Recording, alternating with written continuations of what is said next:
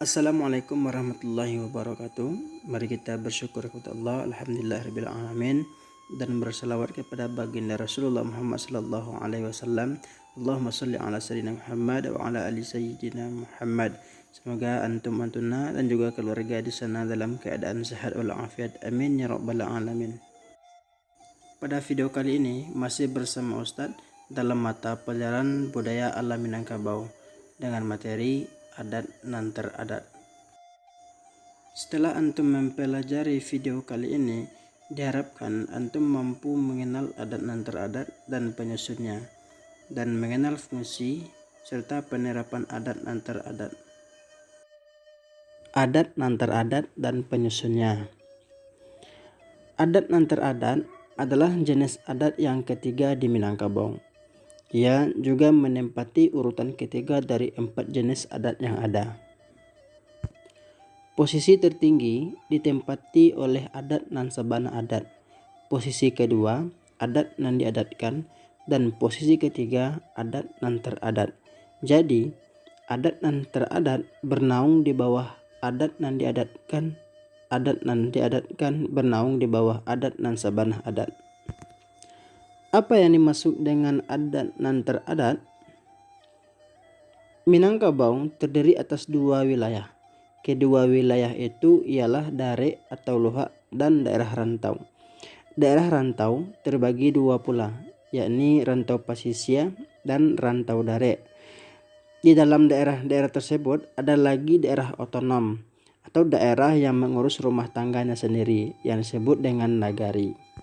Nagari sebagai wilayah Minangkabau memiliki hak otonom. Ia berhak mengurus dirinya, berhak membuat peraturan dan ketentuan adat di dalam wilayahnya. Nah, ketentuan adat yang dibuatnya itu merupakan peraturan pelaksanaan dari adat yang diadatkan. Jika ia membuat peraturan atau ketentuan adat yang baru, tentu tidak boleh bertentangan dengan adat yang diadatkan dan adat nan sabana adat. Ketentuan adat yang disusun di nagari untuk melaksanakan adat nan sabana adat dan adat yang diadatkan itu disebut dengan adat nan teradat. Jadi, adat nan teradat ialah adat yang dibuat oleh suatu nagari sesuai dengan keadaan dan kebutuhan nagarinya dan tidak bertentangan dengan adat di atasnya. Nah, dari pengertian itu lahirlah istilah adat selingkuang nagari. Adat nan teradat berbeda di setiap nagari di Minangkabau. Perbedaan itu bersumber dari perbedaan keadaan dan kebutuhan. Hal itu diungkapkan di dalam kata ungkapan adat. Lain lubuk, lain ikannya, lain padang, lain belalangnya, lain nagari, lain adatnya. Adat Minangkabau itu sama di seluruh wilayahnya. Yang berbeda antara satu luhak dengan luhak lain, antara satu nagari dengan nagari lain ialah pelaksanaannya. Adat nan teradat ialah peraturan pelaksanaan adat Minangkabau di setiap nagari. Peraturan itu dibuat oleh masyarakat di nagari itu. Di setiap nagari ada pemuka adat. Pemuka adat nagari itu disebut pemangku adat, pengemban adat. Orangnya ialah tokoh masyarakat yang pada umumnya menjadi pemimpin di dalam kaumnya. Orang itu ialah para pangulu, nenek mama, alim ulama, dan cerdik pandai. Penyusun adat nan teradat ialah para tokoh atau pemuka masyarakat nagari itu. Mereka lah yang merencanakan, merancang, dan menyusunnya. Proses penyusunan adat nan teradat ialah melalui musyawarah dan mufakat. Orang Minangkabau terkenal dengan demokrasinya yang khas. Demokrasi itu mengutamakan musyawarah dan mufakat. Suatu aturan baru dapat dilaksanakan jika telah melalui proses musyawarah yang melahirkan suara bulat. Jika suara bulat telah diperoleh, barulah peraturan itu diterima sebagai adat nan teradat di dalam nagari itu. Hal itu diungkapkan di dalam kata pusako, boleh ayi ka pembuluh, boleh kata kamu fakat, bolehlah boleh digolekkan, pipih lah boleh dilayangkan, boleh indak basandiang, pipih indak basagi.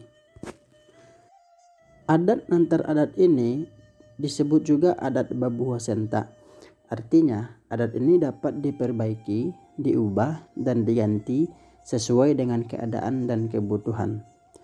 Orang yang akan mengubahnya ialah orang yang menyusunnya pula. Jadi bukan sembarangan orang yang dapat membuka buah sentak itu. Hanya orang yang membuatnya lah yang dapat membuka buhulnya. Hal itu diungkapkan di dalam kata pusako, lah masak padi rangsing karak, masaknya batangkai-tangkai. Satangkai jarang adonan mudo. Kabek babalik babuah sentak, jaranglah orang nan kama ungkai, tiburan punyo rarak sajo. Jadi, dapat kita simpulkan bahwa adat nantar adat ialah adat yang dibuat oleh suatu nagari sesuai dengan keadaan dan kebutuhan nagarinya dan tidak bertentangan dengan adat nan diadatkan dan adat nan sabanah adat. Sedangkan penyusun adat nantar adat ialah para tokoh atau pemuka masyarakat nagari itu seperti penghulu, nenek mama, alim ulama, dan cediak pandai. Fungsi dan penerapan adat nantar adat. Apa fungsi adat nantar adat? Adat nantar adat itu merupakan peraturan atau ketentuan. Peraturan itu merupakan peraturan pelaksanaan dari adat yang diadatkan dan adat yang sabanah adat. Jadi, fungsi utamanya ialah sebagai peraturan pelaksanaan dari adat Minangkabau. Peraturan pelaksanaan itu dibuat supaya pelaksanaan adat di Minangkabau sesuai dengan keadaan dan kebutuhan masyarakat setempat. Jika peraturan ini tidak dibuat, kemungkinan adat Minangkabau tidak dapat dilaksanakan di negari itu karena tidak sesuai dengan keadaan dan kebutuhan masyarakatnya. Kita misalkan di Indonesia. Indonesia memiliki undang-undang untuk mengatur warga negaranya. Undang-undang itu dibuat oleh pemerintah pusat bersama Dewan Perwakilan Rakyat atau DPR. Undang-undang itu harus dilaksanakan di seluruh wilayah Republik Indonesia ini. Oleh karena kondisi daerah di tanah air ini berbeda-beda, setiap pemerintah daerah di provinsi diberi wewenang untuk membuat peraturan daerahnya. Peraturan daerah itu berfungsi sebagai peraturan pelaksanaan dari undang-undang yang dibuat oleh pemerintah pusat. Seperti itu kira-kira adat nantar adat itu, yaitu sebagai peraturan pelaksanaan adat Minangkabau di nagari. Mari kita ambil contoh. Misalnya dalam Batagak Gala Pusako atau Batagak Panghulu. Aturan dasarnya tetap sama untuk seluruh wilayah Minangkabau.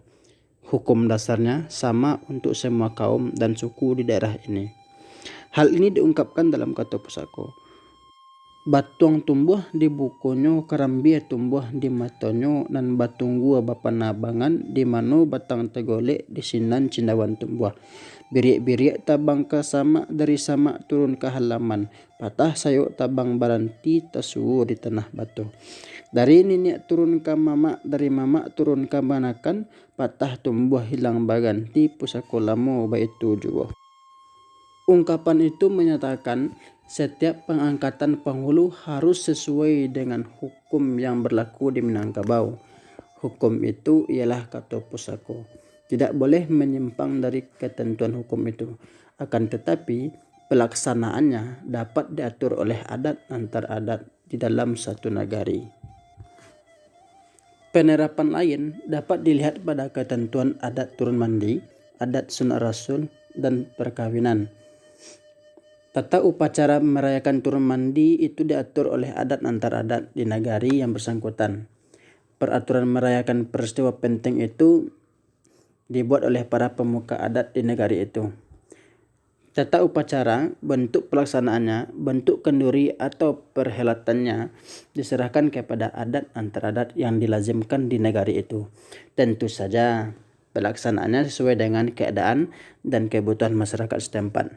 Begitu pula halnya dengan upacara sunat rasul, perkawinan yang merupakan suruhan adat dan suruhan agama Islam. Pelaksanaannya diatur oleh adat nantar adat setempat. Baik teman-teman, pada video kali ini semoga bermanfaat bagi antum dan membantu antum dalam menyelesaikan tugas-tugas yang ada di LKPD. Nah, untuk pertemuan berikutnya insya Allah kita akan membahas tentang adat istiadat.